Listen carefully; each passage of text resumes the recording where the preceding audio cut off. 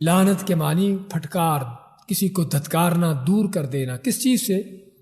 اللہ کی رحمت سے. کہنے کو تو لفظ شاید معمولی سا ہلکا پھلکا ہی لگتا ہے، لیکن اس کا معنی بڑا گہرا ہے. اللہ کی رحمت سے دور ہو جانے کا معنی کیا ہے؟ کہ اس بندے سے اللہ کی شفقت، مہربانی، اللہ کی رحمتیں، اللہ کی بخشش، مغفرت، اللہ کی مدد، نصرت، اللہ کی حمایت، ہر چیز اس سے اٹھ جائے. بندہ اللہ کے دربار سے دھتکار دیا جائے. اس سے بڑا دنیا کے اندر کوئی بدبخت نہیں ہے کہ جس کے اوپر اللہ کی لعنت پڑ جائے. لعن اللہ، اللہ کی لعنت، کسی بندے کی نہیں ہے. یہ بہت خطرناک لفظ ہے، اور اس لیے ہمیں اس لفظ کو استعمال بھی بڑے محتاط انداز سے کرنا ہے. لعن کا لفظ ہمارے ہاں عام ہے. کسی کے ساتھ غصہ آیا معمولی بات پر، تجھ پر لعنت ہو، فلاں پہ لعنت ہو، لعنت پڑے تجھ پر. اس کا نتیجہ کیا ہوتا ہے؟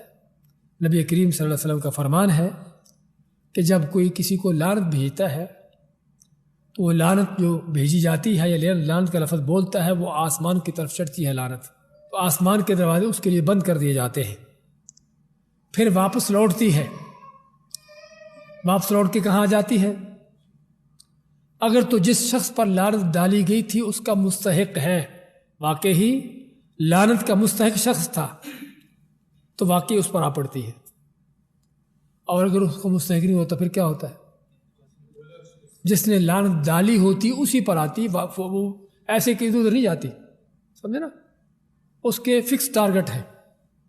یا تو جس پر ڈالی گئی ہے اگر وہ مستحق ہے اسی پر جاتی ہے، اگر وہ مستحق نہیں ہے تو جو پھر ڈالنے والے نے اس کا مطلب کہ غلط لعنت ڈالی ہے پھر وہ اسی پر آ جاتی ہے.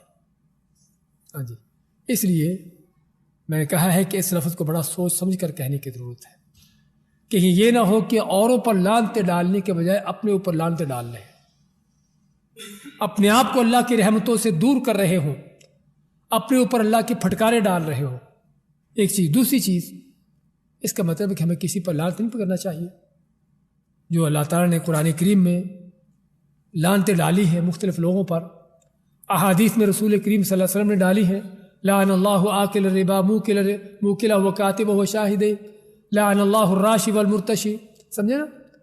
اس طرح کے کہ رشوت دینے والے پر لعنت ہو، سود کھانے کھلانے والے پر لعنت ہو. تو لعنتیں تو ڈالی گئی ہیں، پھر ہم کیا کریں؟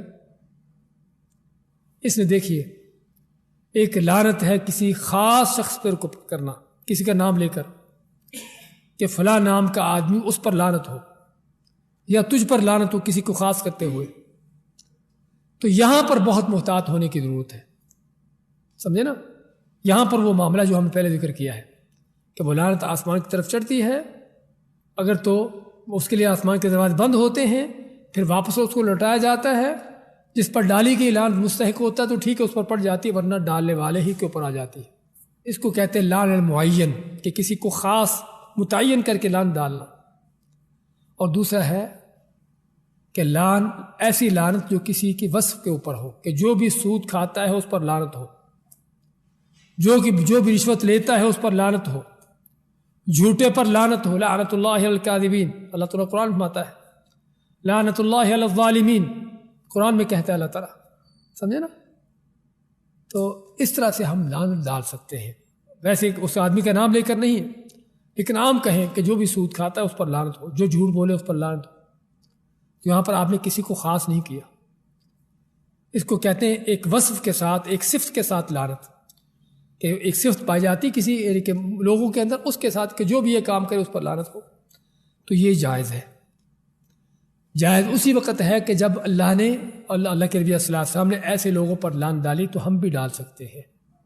اور صحابہ اکرام ایسا کرتے تھے. وہ عورتیں کہ جو بھوئیں بناتی ہیں اور ٹیٹو کرتی ہیں، اس طرح کے کام کرتی ہیں، اللہ کے نبی صلی اللہ علیہ وسلم نے ان پر لعنت ڈالی. تو عبداللہ بن مسعود نے بھی ایسی عورتوں پر لعنت ڈالی. تو لعنت ڈالی. ایک عورت آئی کہ پتہ چلا کہ تم لعنتیں ڈالتے ہو ہم پر. کہنے لگے کیوں نہ ڈالوں؟ انہوں نے فرمایا کہ اللہ کے نبی صلی اللہ علیہ وسلم نے فرمایا ہے کہ جو ایسے کام کرتی ہے عورت اس پر لعنت ہو. کہنے کا مقصد انہوں نے کسی کو خاص نہیں کیا کہ جس طرح نبی اکرم صلی اللہ علیہ وسلم نے فرمایا کہ اس طرح کے کام کرنے والی پر لعنت ہو، عبداللہ بن مسعود نے اسی طرح سے فرمایا. تو اس طرح سے ہم کہہ سکتے ہیں. اور اس طرح سے کہنے کا فائدہ کیا ہوتا ہے؟ فائدہ یہ ہوتا ہے کہ ایسے کام کرنے والوں کو عبرت ہوتی ہے کہ ہم جو کام کر رہے ہیں یہ لانتیوں کا کام ہے، ملعونوں کا کام ہے، اور دشمنیاں نفرتیں پیدا ہی ہوتی، لیکن کسی کا نام لے کر خاص کر کے کرو گے اس لیے وہاں پر دشمنی نفرتیں بھی ہوں گی اور طرح طرح کے فتنے ہوں گے۔